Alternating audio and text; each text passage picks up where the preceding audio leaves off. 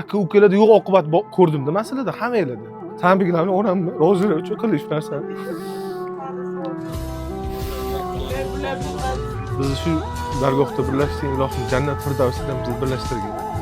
Nimaiki qalbingizda niyat qilgan bo'lsangiz, Alloh taolo eng xayrlisini amalga oshirsin. Rahmat, sog' bo'l, baxtli bo'l.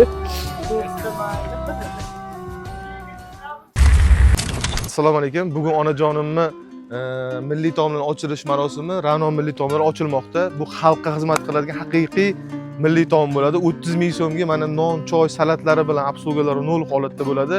Faqat xalq maza qiladigan studentskiy narxda ovqatlarimiz, lekin mazasiga gap yo'q.